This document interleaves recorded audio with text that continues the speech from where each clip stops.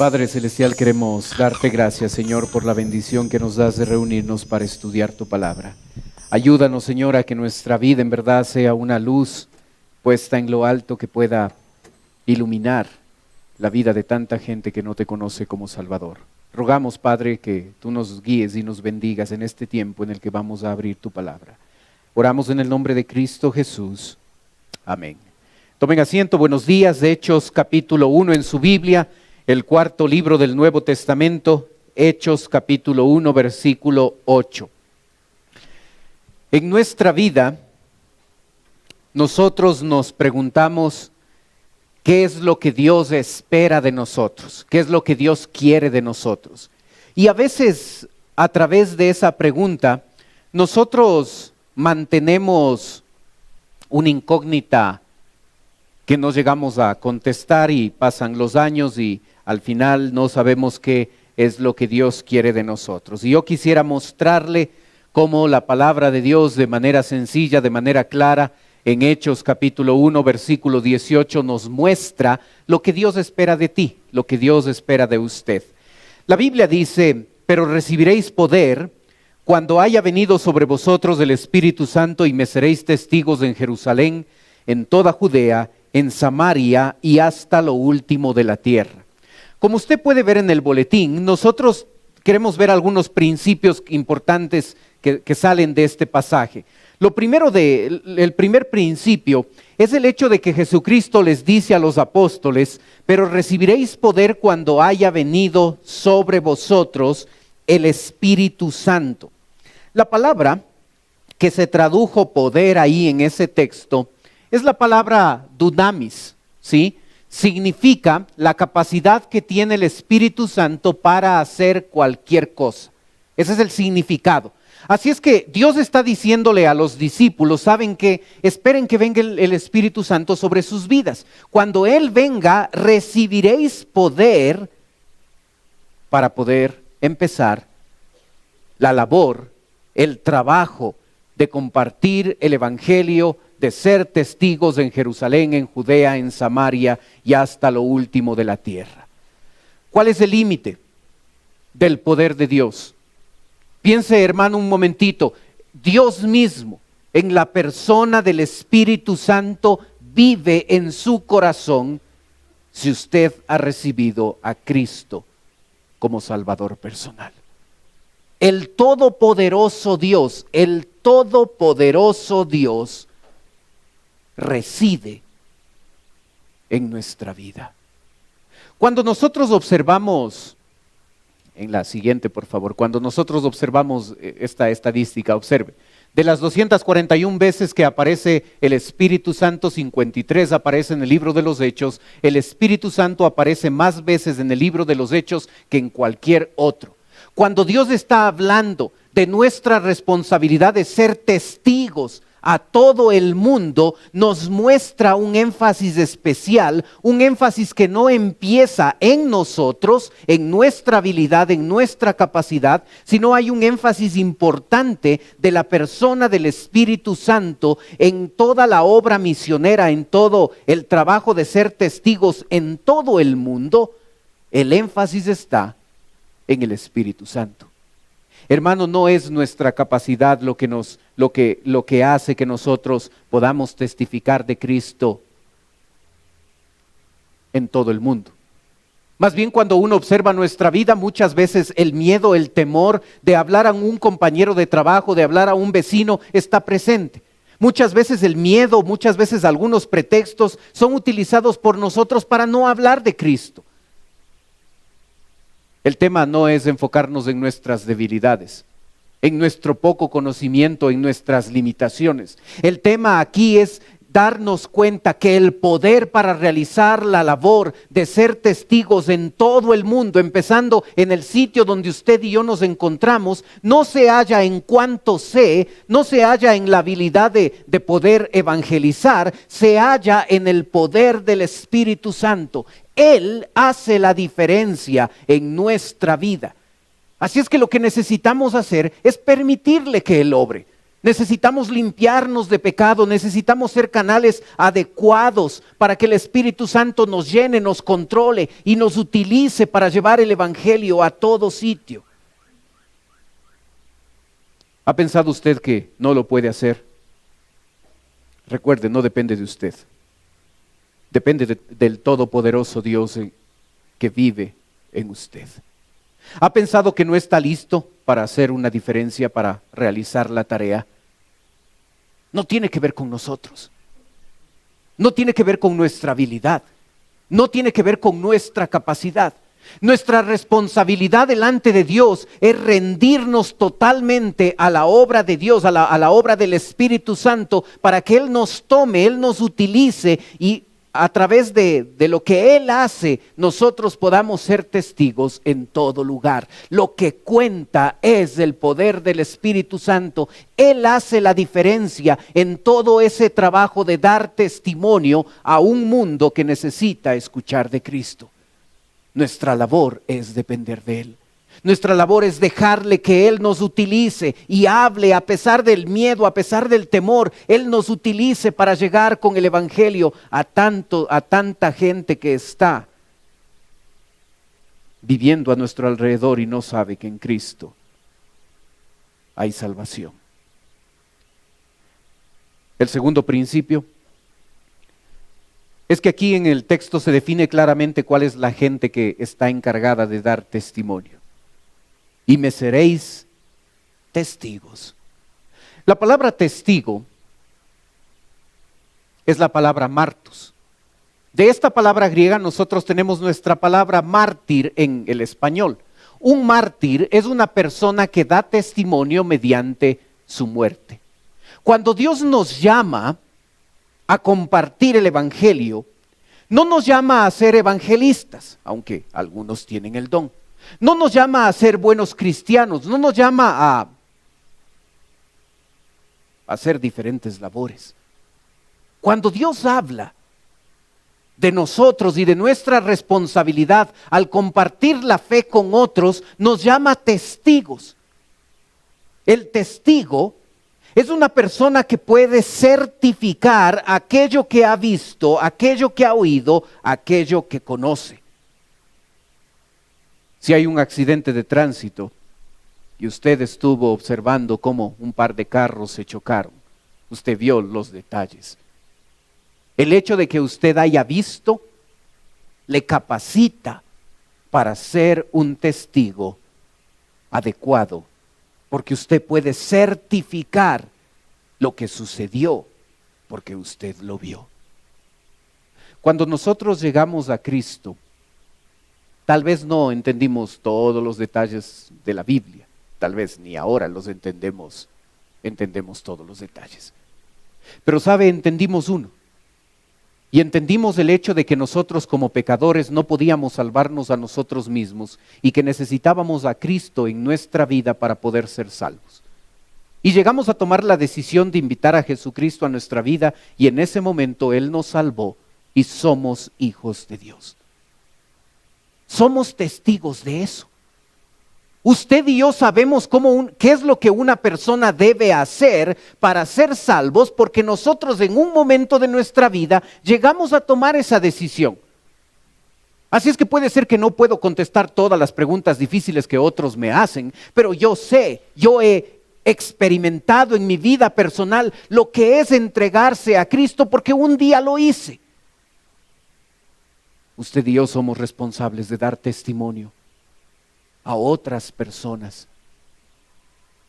para que ellos lleguen a conocer de Cristo. Un testigo tiene un nivel de compromiso tremendo. Tiene un nivel de compromiso. Debe estar comprometido al punto de dar su vida por Cristo. En este sitio donde nosotros vivimos, aquí en la capital, a veces nuestra vida cristiana es bastante cómoda. A veces lo máximo que podemos experimentar cuando hablamos de Cristo es quizás alguien oponiéndose, quizás alguien burlándose un poco. Pero muchos de nosotros, la mayoría de nosotros, casi todos, en verdad no hemos experimentado una tremenda oposición a nuestro cristianismo o cuando nosotros compartimos la palabra con otros. El testigo está dispuesto a dar su vida por la causa de Cristo. ¿Está usted dispuesto a dar su vida? No de labios para afuera nomás. ¿Usted estaría dispuesto a ir a un lugar donde matan a los cristianos por su fe?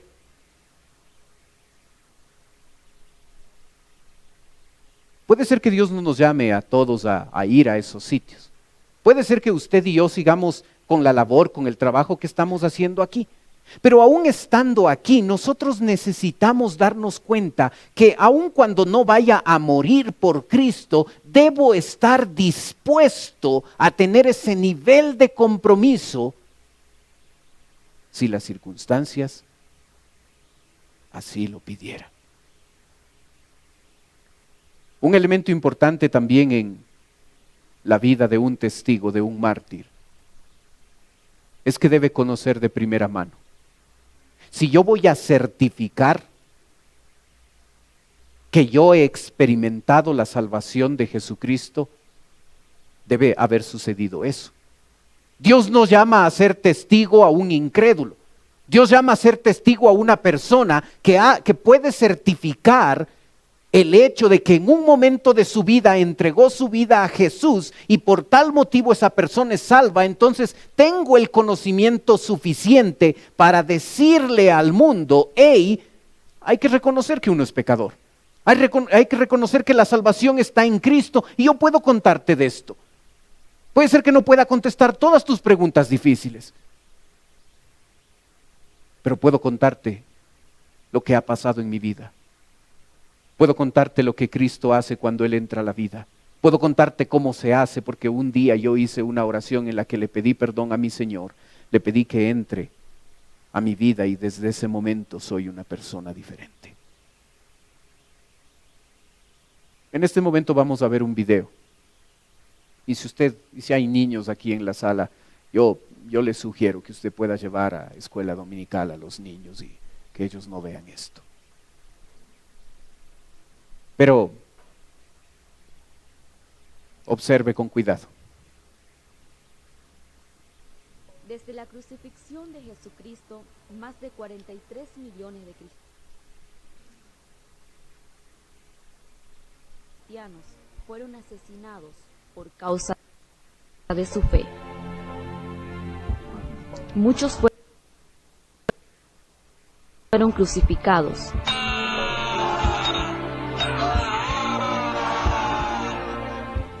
Lanzados a los leones como parte de entretenimiento.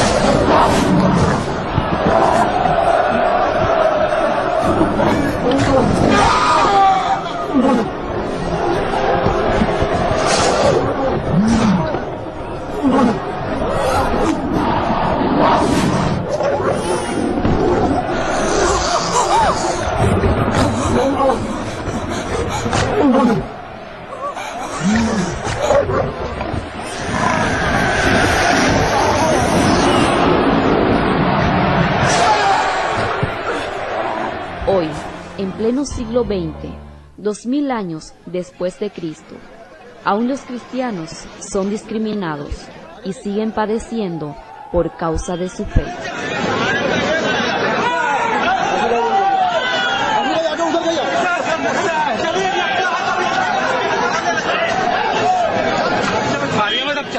Abril del 2011, Costa de Marfil.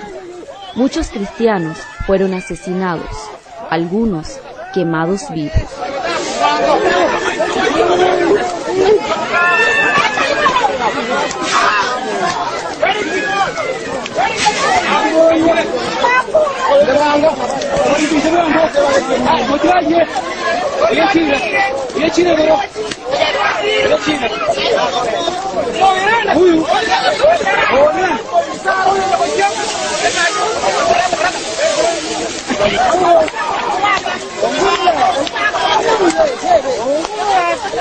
Golpeados con odio y salvajismo, hasta desangrentarlos. Aún a mujeres de edad, como si se tratara de ladrones o criminales peligrosos.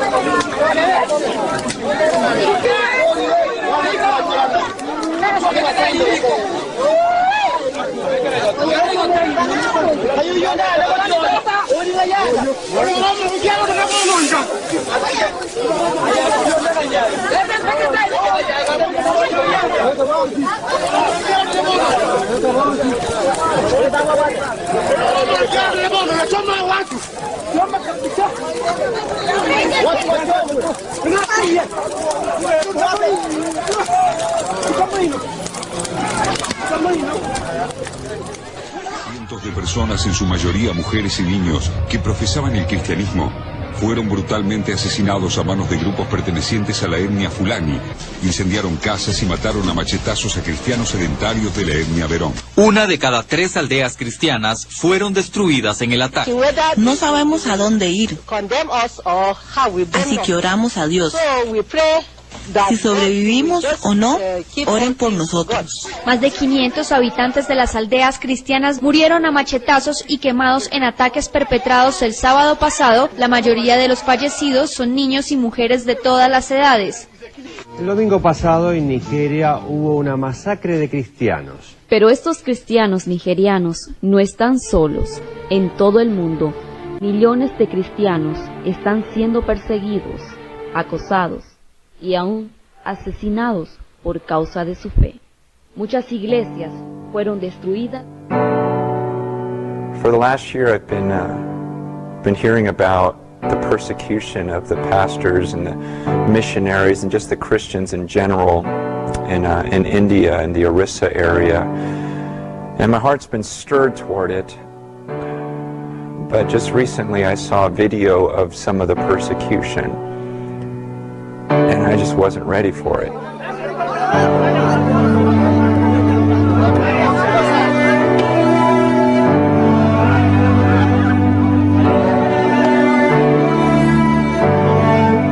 thought I understood what was going on over there, and then I saw the video, and I wanted to throw up when I was done watching it. It caused me to question everything in my life. I mean, literally everything. Everything about me, everything about church. I mean, when I saw these men of God literally being beaten, I've never seen someone being beaten to death. I've never seen people getting mobbed and literally, I'm not sure that I've even seen death in a violent manner, and when it's the real thing, it just makes you sick. You knew it was going on, but to see it, I can't explain it.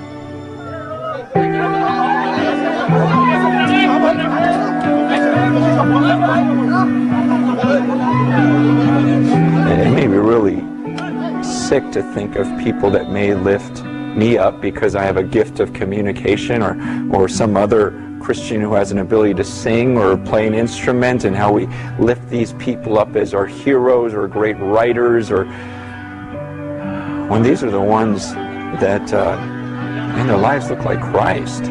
And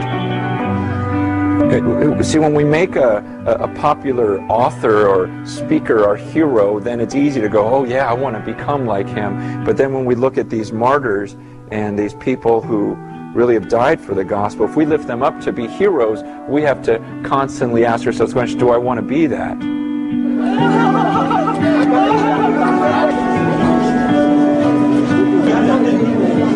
When I talk to the people in India that are going through it, they're not asking for money, they're just asking that we remember them, that we would pray for them, because they're saying many people are converting out of Christianity out of fear, because people are saying, look, if you get out of Christianity, we won't do this to you.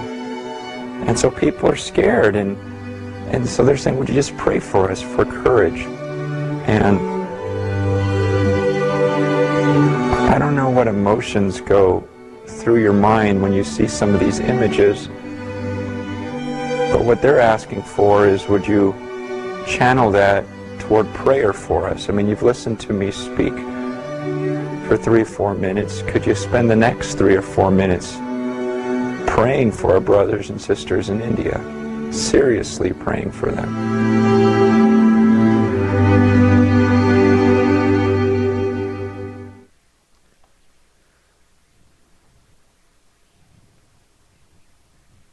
Está dispuesto a ser un mártir por la causa de Cristo. Vivimos en la comodidad de un cristianismo, que nosotros nos quejamos por cuando un compañero de trabajo se burla o no quiere escuchar. Y me seréis testigos, y me seréis mártires. Y la verdad es que nosotros necesitamos darnos cuenta que si nuestro compromiso con el Señor nos llega a ese nivel de estar dispuestos a dar la vida por Él, no estamos haciendo lo que Dios espera. Dios nos ha llamado a ser testigos en Jerusalén, en toda Judea, en Samaria y hasta lo último de la tierra. Y usted puede ir unas páginas más adelante en el libro de los Hechos y en capítulo 2, versículo 41.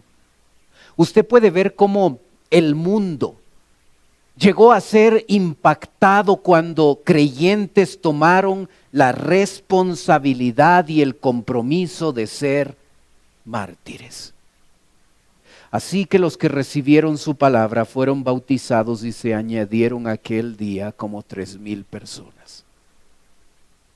Cuando gente aumenta el nivel de compromiso con Dios, las cosas que suceden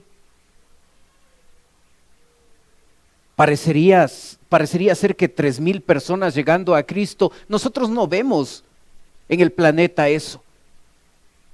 Pero 11 hombres que estuvieron dispuestos a dar su vida por el cristianismo, y muchos de ellos murieron siendo torturados, llegaron a tener ese nivel de compromiso que cuando la gente les escuchaba y observaba, la gente sabía que no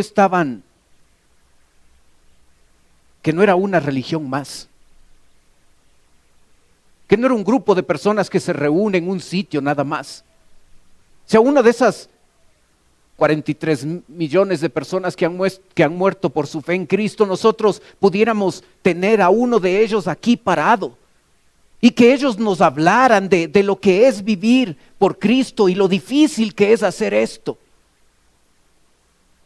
Imagina cómo las palabras de uno de ellos impactarían nuestra vida.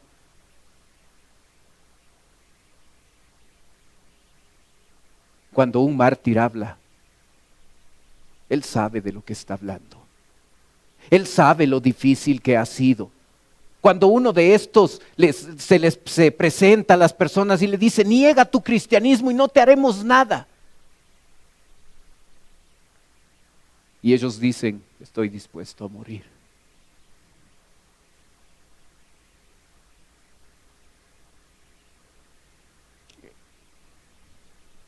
El mundo necesita ver a cristianos que tienen ese nivel de compromiso. Luego en capítulo 4 de Hechos usted puede observar cómo estos mártires seguían, estos futuros mártires seguían viviendo. 4:1 dice, hablando ellos al pueblo, vinieron sobre ellos los sacerdotes.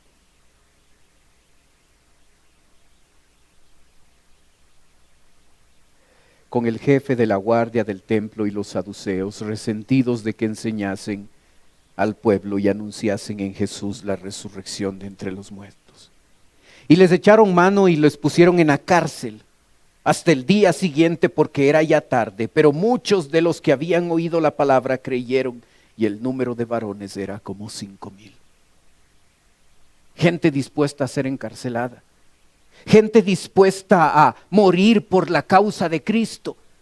Y cuando uno en el primer siglo podía observar a estas personas tan comprometidas con Cristo, con el Evangelio, dispuestos a morir por la causa de Cristo y ver cómo reaccionaban cuando tenían problemas y dificultades, imagine lo que ese testimonio le decía al mundo. Miles de personas llegaban a Cristo, porque sabían que no era un grupo religioso nada más, no era un grupo más religioso. Era gente que había sido cambiada tanto, que estaba dispuesta a dar su vida. Y yo quiero pertenecer a un grupo así. Yo quiero ser de ese grupo, yo quiero ser de aquellos que no hablan de religión, sino que tienen un nivel de compromiso tremendo. El verso 32 empieza diciendo, y la multitud. Observa cuánta gente implica la multitud. Luego en capítulo 6, versículo 1, la Biblia dice, en aquellos días, como crecía el número de los discípulos, hubo murmuración de los griegos contra los hebreos, de que las viudas de aquellos eran desatendidas de la distribución diaria.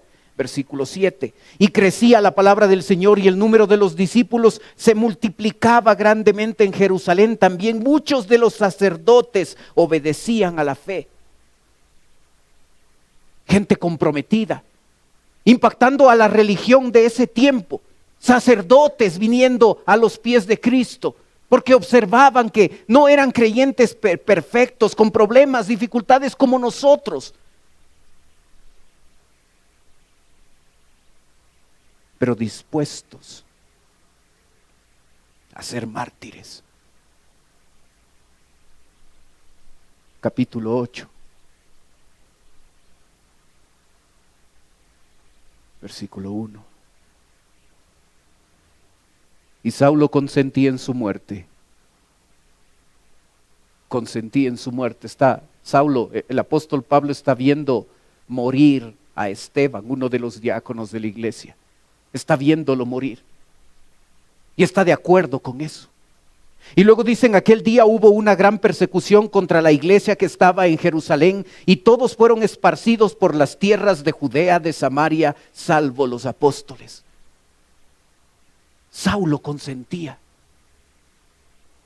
la muerte de Esteban. Y este hombre llegó a obtener cartas de parte de los líderes religiosos para ir por diferentes lugares ahí para meter en la cárcel a los cristianos y para llegar a matar a otros cristianos. El apóstol Pablo, antes de conocer a Cristo, estaba de acuerdo con la muerte de Esteban. Y si luego leemos los evangelios, vamos a darnos cuenta que lo que le llegó a convencer a este hombre lo que llegó a sensibilizar el corazón, fue cómo Esteban murió. Arrodillado en el suelo, Esteban dijo: Padre, perdónales, porque no saben lo que hacen. Y las piedras comenzaron a caer sobre Esteban. Y cuando el apóstol Pablo allá en capítulo 22 nos cuenta el testimonio de cómo él llegó a Cristo, algo que le impactó a este hombre es ver cómo un hombre, Esteban, murió de manera diferente al resto.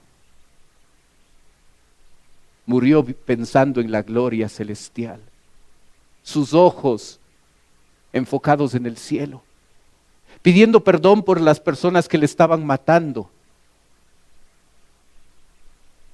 Cuando un mártir cuenta su testimonio, no a través de palabras, a través de cómo vive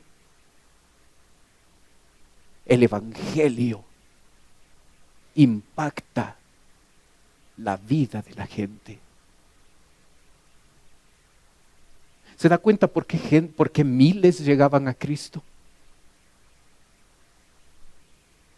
Porque no veían a un grupo de religiosos yendo el domingo a la iglesia.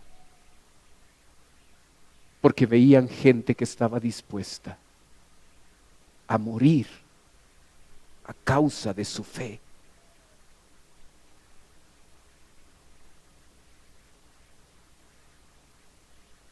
En el capítulo 11 de Hechos, versículo 19.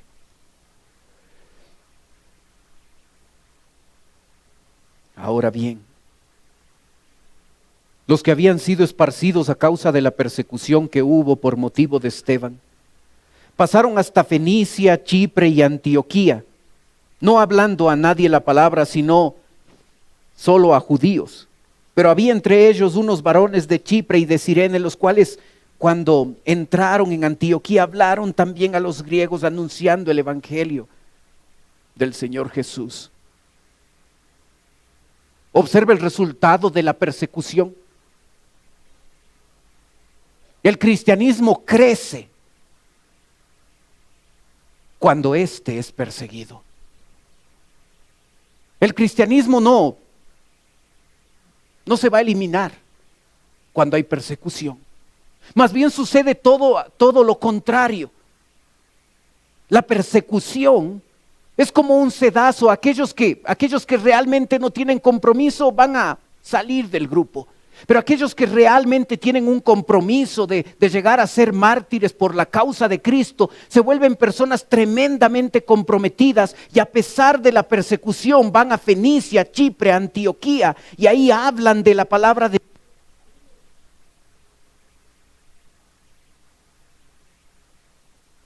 De esos varones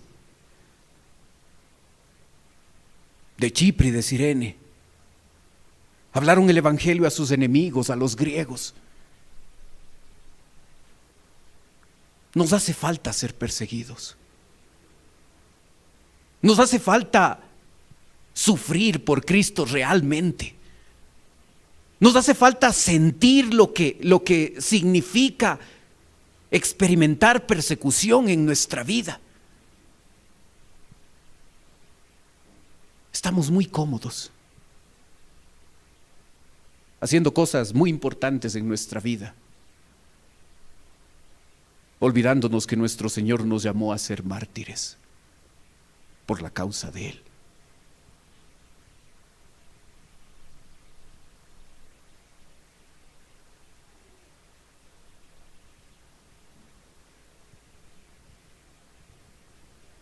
En 33 años, los cristianos de esa primera generación llegaron a conquistar el mundo con el evangelio. Eso nos dice Colosenses capítulo 1. Eso nos dice la Biblia. Imagine, después de la muerte de Cristo, estos cristianos de Colosas, cuando Pablo les llega a hablar de esto, causa de la esperanza que os está guardada en los cielos, de la cual ya habéis oído por la palabra verdadera del Evangelio, que ha llegado hasta vosotros, así como a todo el mundo, y lleva fruto y crece también en vosotros desde el día que oíste y conociste la gracia de Dios. Y si en verdad permanecéis fundados y firmes en la fe, sin movernos de la esperanza del Evangelio que habéis oído, el cual se predica en toda la creación que está debajo del cielo, del cual yo, Pablo, fui hecho ministro. Todo el mundo escuchó el Evangelio en 33 años después de la muerte de Cristo. Y nosotros, con todos nuestros avances tecnológicos, estamos en deuda con nuestro propio país, porque somos los penúltimos, como muchas veces pasa, los penúltimos en evangelizar a nuestra nación. Ecuador no es de Cristo, no se engañe. Ecuador no es de Cristo. Hay mucha gente, muchas etnias que no han escuchado por primera vez el Evangelio.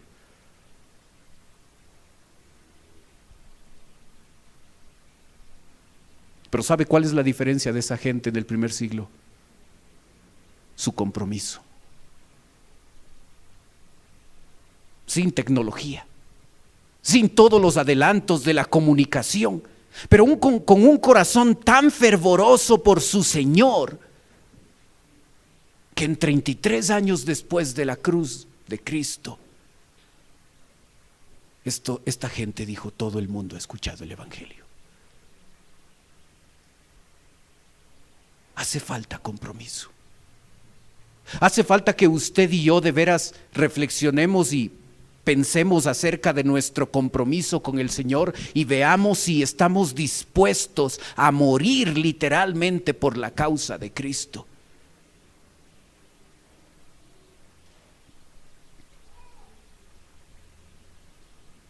Hacemos héroes a grandes predicadores, a grandes músicos, cuando los que murieron ahí, ellos realmente son héroes.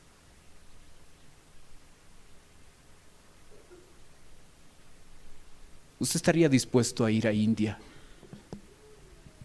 donde seguramente usted va y sabe que no va a regresar? ¿Usted estaría dispuesto a mandar a sus hijos allá?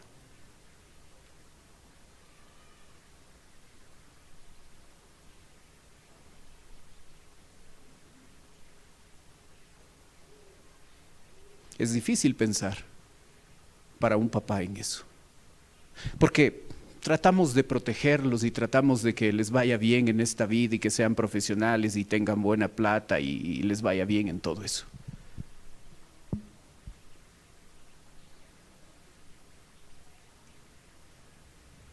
Y a veces nuestra tendencia de querer protegerlos y querer que les vaya bien en la vida, a veces es una posición pecaminosa de parte de nosotros los padres.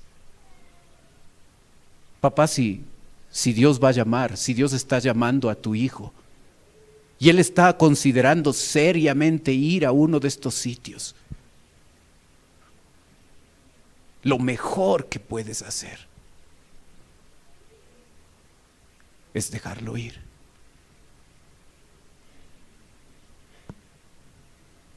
Mi hijo a los 3 años de edad dijo: papá, yo quiero ser pastor, yo quiero ser misionero. No sé si eso va a pasar, pero en este tiempo, cuando hemos estado en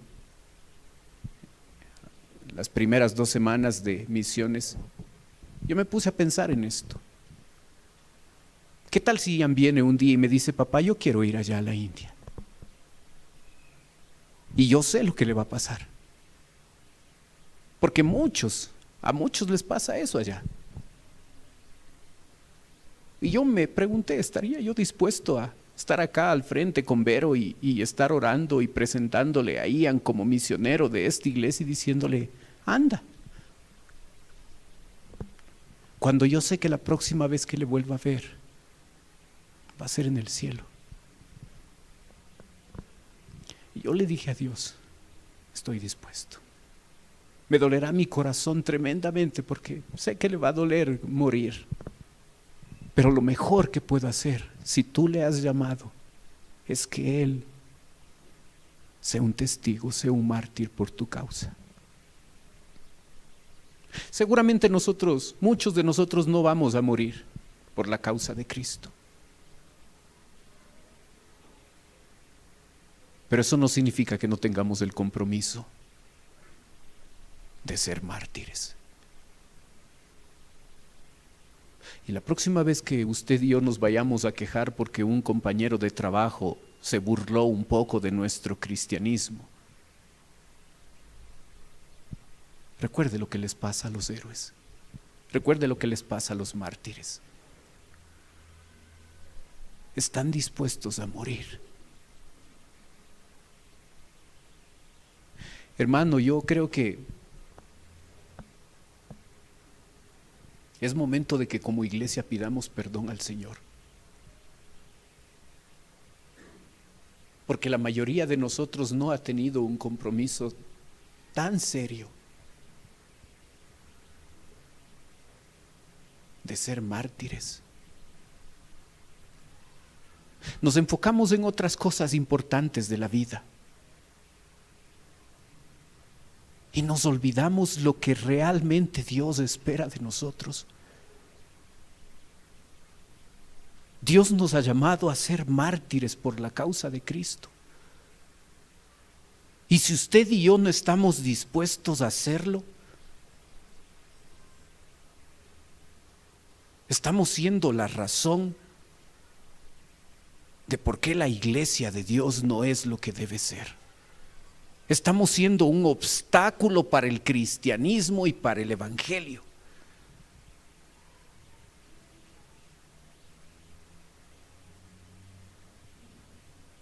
Si Dios te está llamando, no cierres tu corazón. Dile al Señor, aquí estoy. Puede ser que no tenga que ir allá.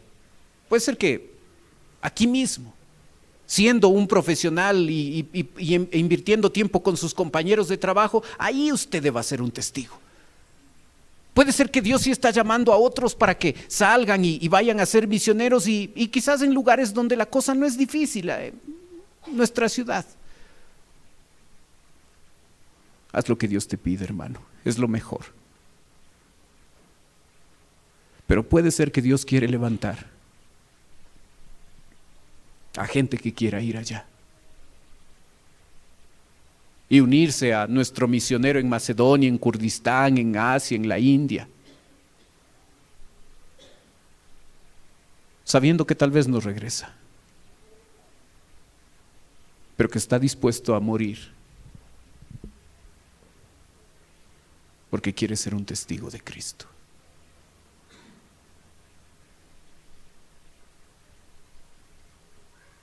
Está dispuesto a comprometerse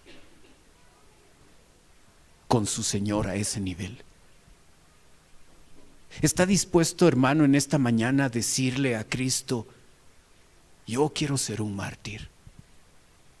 No algo que surge de la emoción por ver un video tan impactante, sino una decisión reflexiva donde lo meditamos. Y llegamos a decir, aquí estoy, Señor, envíame a mí. Oremos.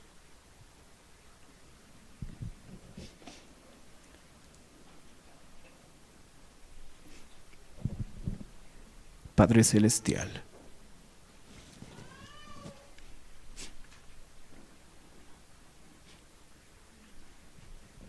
oramos por los creyentes en la India. Oramos, Señor, por los creyentes en Costa de Marfil. Oramos por los creyentes allá en Nigeria, Señor, y en todo sitio donde la vida de un hijo de Dios corre peligro. Y yo te ruego, Padre, que les des la valentía para no negar tu nombre y para estar dispuestos a ser quemados por tu causa. Te ruego, Padre, por nosotros, tu iglesia, acá en el país donde no hay gran oposición. Y Padre, a veces eso nos ha hecho tanto daño, porque hemos llegado a tener un cristianismo tan poco comprometido contigo, tan liviano.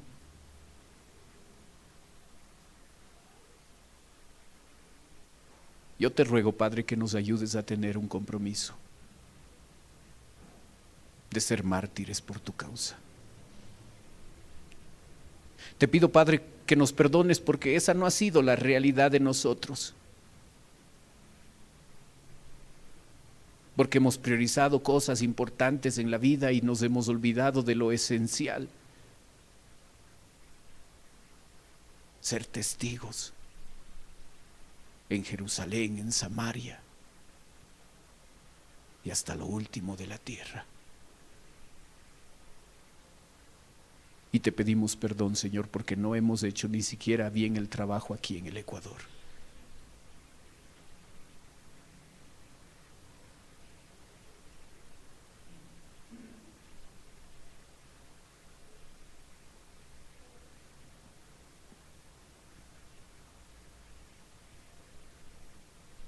Mientras usted sigue orando, por favor.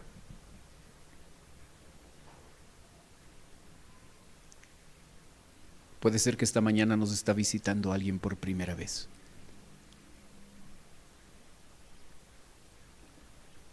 Y si usted viene por primera vez y dice, pastor, yo quisiera que usted ore por mí. Solo yo estoy mirando, usted puede levantar un ratito su mano y volverla a bajar y con eso me indica a mí, vengo por primera vez, ore por mí. Gracias, veo su mano. ¿Alguien más? Gracias, veo su mano arriba en el mezanín. ¿Alguien más?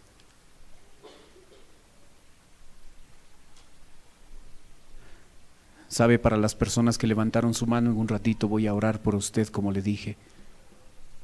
Quisiera ofrecerle algo más, totalmente voluntario, no se sienta presionada, no se sienta presionado a hacerlo. Pero si usted que viene por primera vez y pidió oración, usted en este momento puede tomar sus cosas y puede pasar a la parte de abajo, acá donde estoy yo. Si usted lo hace, alguien de nuestra iglesia se va a acercar y va a llevarle a otro lugar, a un lugar privado, y esa persona va a conversar un momento con usted. Los demás están teniendo sus ojos cerrados para que no le dé recelo, no le dé vergüenza de pasar.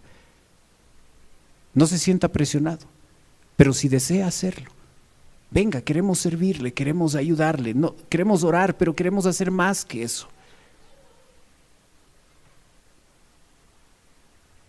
Gracias por ser la primera, venga nomás.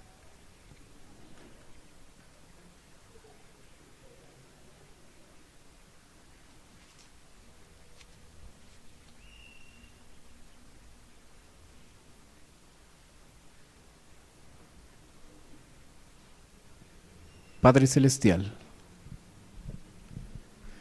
te ruego por las personas que nos visitan. Oramos, Señor, por ellos. Tú conoces sus necesidades y te pedimos que conforme a tu voluntad tú puedas suplir esas necesidades. Te lo rogamos en el nombre de Cristo Jesús. Amén. ¿Sabe?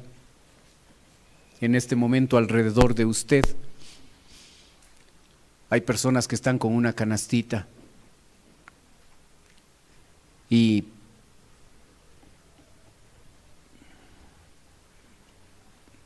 en la mesa de atrás hay hojas, hay un listado completo de nuestros misioneros.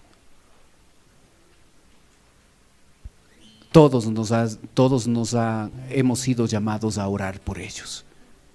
Así es que si el día domingo pasado usted no tomó una hoja de esas de oración o la tomó y luego lo dejó en la banca y quizás no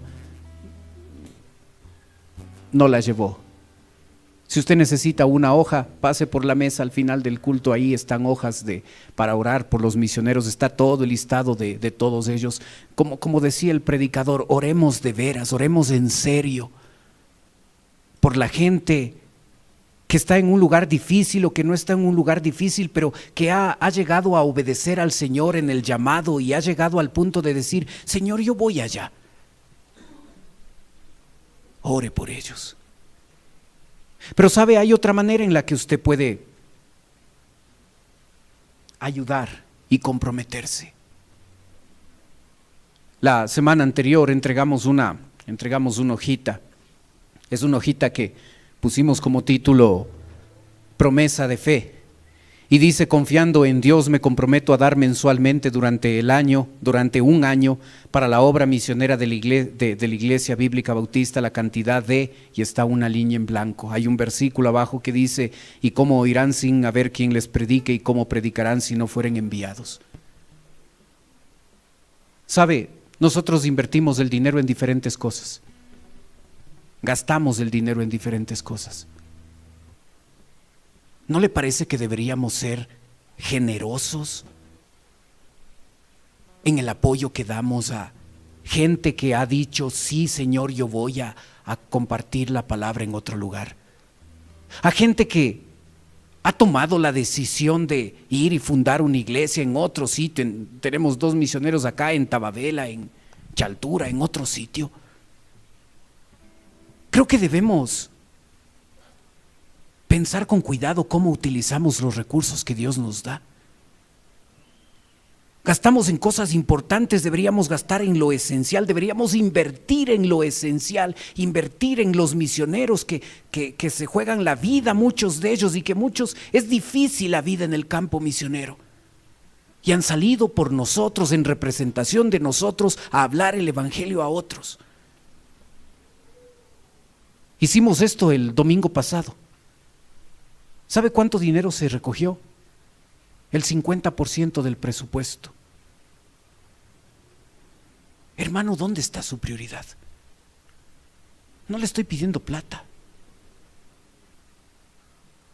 Estoy pidiéndole que tome la decisión de bendecir su vida. Porque el que da a la obra misionera se bendice a sí mismo, porque liga el dinero con algo que es la voluntad de Dios, el mismo corazón de Dios. Él nos ha mandado a ser testigos a todo el mundo.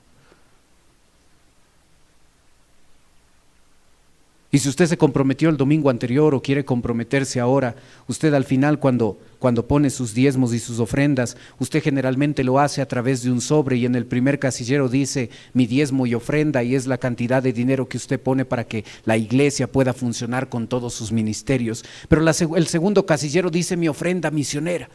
El compromiso que usted toma de apoyar misiones y lo pone en este papel, usted debe ponerlo ahí en ese casillero, mi ofrenda misionera. Y lo que ponga usted ahí, el 100%, vamos a destinarlo a nuestros misioneros. Debemos ser generosos con ellos. Así es que si usted no cogió una hojita de estas, o quizás cogió y al final lo dejó en la banca porque no le dio la importancia, o cualquier otra razón, usted en este momento yo le pido que lo haga. Usted puede levantar un ratito su mano y personas están ahí con hojitas, se van a acercar, le van a dar la hojita. Usted va a tener la oportunidad de llenar esa hojita y luego en los diezmos y ofrendas usted puede poner esta hojita ahí. Comprométase durante un año. Y ahí no está la cantidad, usted pone la cantidad. Si necesita esto, levante un ratito su mano, hay personas que van a entregarle ahí.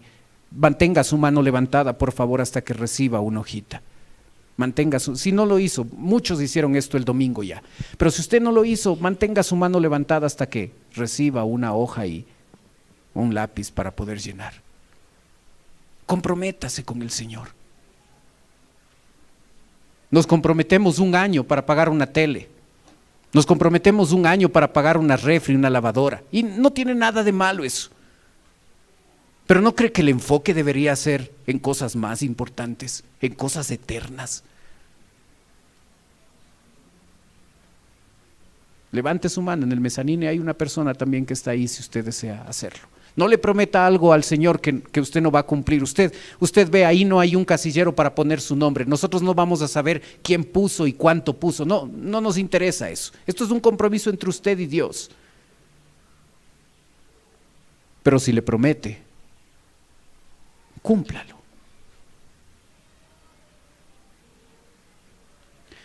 Quisiera que nos pongamos de pie, por favor.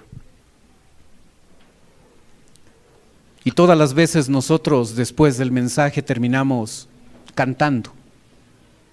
Lo vamos a hacer esta vez también. Lo que quisiera invitarle a hacer es no solo a cantar. Si usted de veras quiere comprometerse con el Señor, de ser un testigo ahí en el sitio donde está, usted dígale al Señor: heme aquí, envíame a mí. Como lo dijo Isaías allá en Isaías 6, heme aquí, envíame a mí. Como lo dijo Jesús en Mateo 9, la mies es mucha, mas los obreros pocos. Haga de esta oración su oración de compromiso al Señor.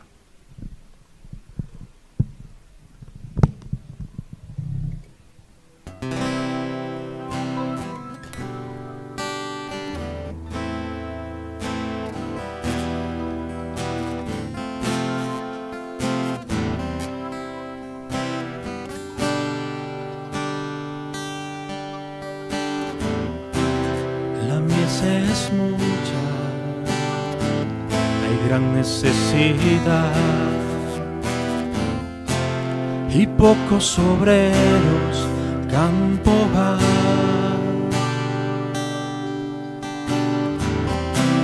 Hoy muchos se pierden, viven sin dirección,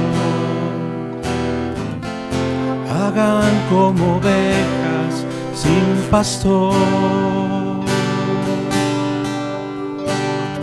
Heme aquí, envíame a mí.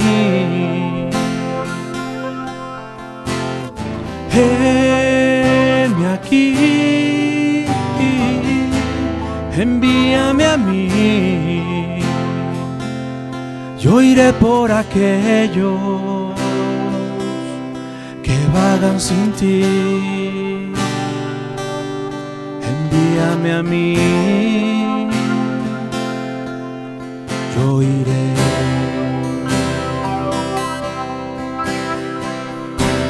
La mies es mucha, hay gran necesidad y pocos obreros al campo van. Hoy muchos se pierden, viven sin dirección, vagan como ovejas sin pastor. Heme aquí, envíame a mí. Heme aquí, envíame a mí.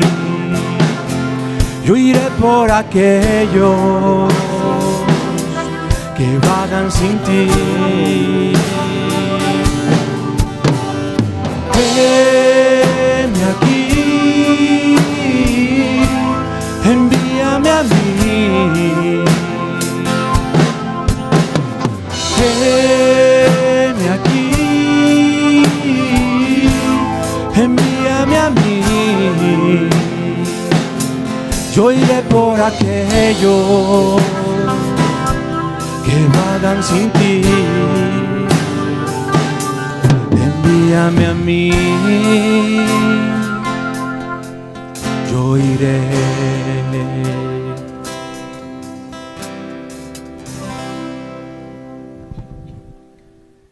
Amén.